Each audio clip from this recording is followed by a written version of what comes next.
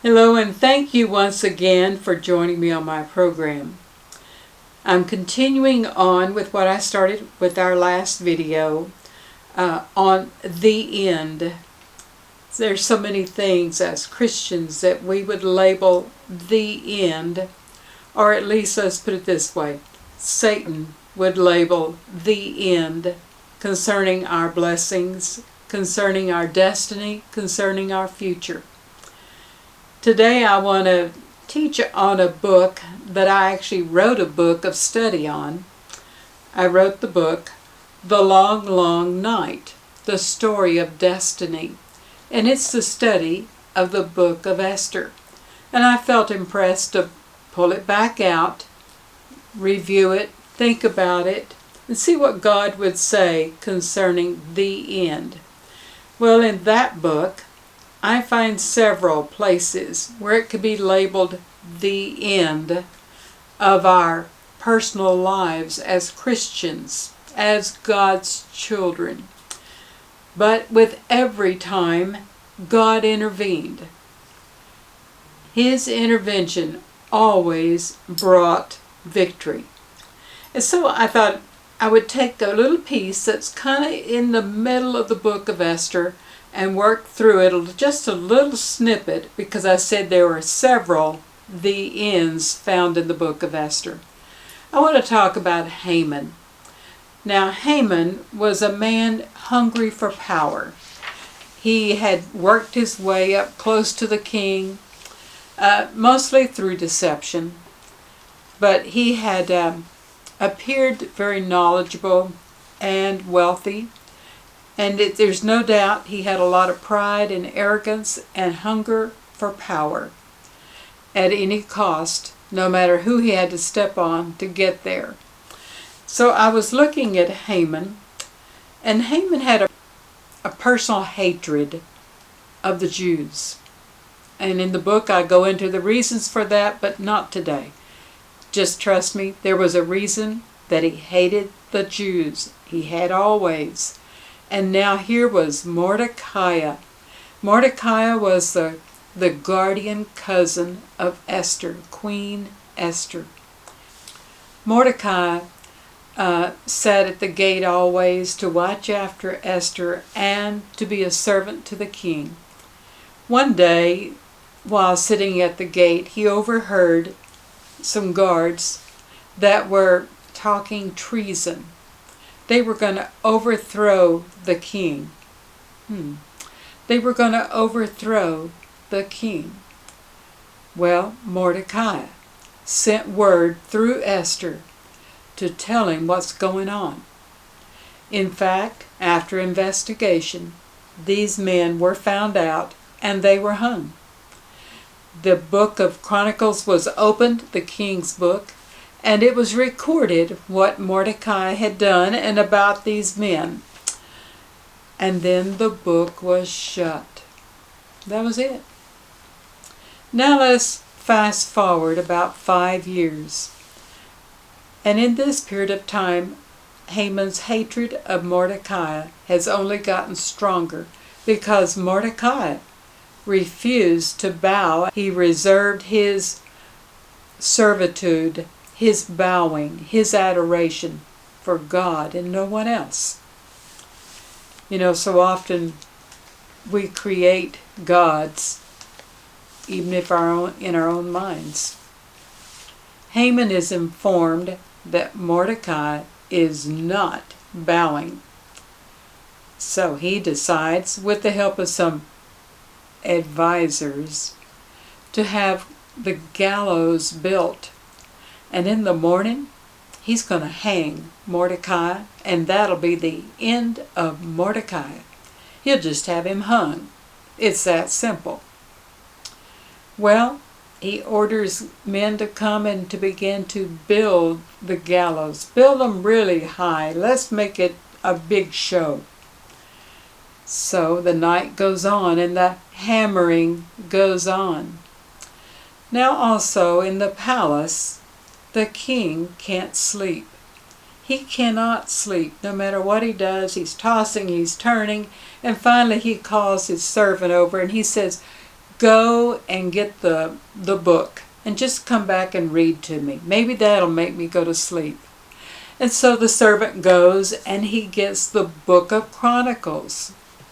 And he just flips it open and he begins to read. Well, he began to read about Mordecai, who had saved the king's life by reporting these men that were trying to do treason. And so the king, thinking to himself, what was ever done for him? The servant looks and he said, "Why, nothing was ever done." So I would imagine that the servant walks away. Now the king probably can't sleep at all. Well, we need to do something. We need to honor this man that has saved my life. Unbeknownst to him, the gallows are going on. They're being built. Maybe it was the hammering that kept the king awake. I don't know. But that gallows over there is for Mordecai that the king wants to honor. This could be a problem for Haman. Now, I would imagine also that word travels and that Mordecai probably heard, "Those gallows are for you. They'll be where you will be in the morning." I would imagine that when the Lord gave me the title of the book, The Long, Long Night, it was a long night for the king. He couldn't sleep. It was probably a long night for Mordecai, hearing the hammering of the gallows that had his name on it. Haman may not have been able to sleep by pure excitement. Tomorrow, that Mordecai is history. I will have done away with him. That's it. We know that the story didn't turn out that way. In fact, we know, as you read in the book of Esther, that the long, long night was really a night of great events, a revelation to the king. Death, for certain, was to be planned and being built for Mordecai.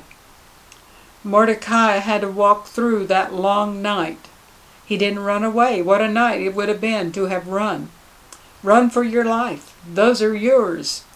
Run for your life. But he didn't. He trusted God. He served God. He trusted God, no matter the sound of the hammers, no matter what he had heard from the talk of the town. Those gallows are yours. And even the town people, they probably went, "Oh, I wish they would stop that. We like Mordecai. He's a good man. He didn't deserve this." And so even the town may have felt the anguish. But what could they do? Well, we know that Esther had already planned one banquet for the king, and he and Haman had come. And now her second banquet was to be done the next morning. She may have been awake, knowing or not knowing about the hammering of the gallows for her cousin, but she had the king coming once again tomorrow, and it was her day to reveal, to tell truth, and to reveal what was going on behind the scenes about the darkness of the man named Haman. The long night when no one in the town slept. What appeared to be the end of a nice man, of a Christian, God's child. What appeared to be the end of even the Jewish race. God turned it all around. The next morning, we know, as it turned out, when it was time for the banquet, Esther did in fact reveal the truth. Haman was hung on the very gallows that he intended to hang Mordecai. The king stripped Haman of his authority, all of his power. his robes, his signet ring, his house, all of his belongings, and gave them to Esther and Mordecai. Gave it all.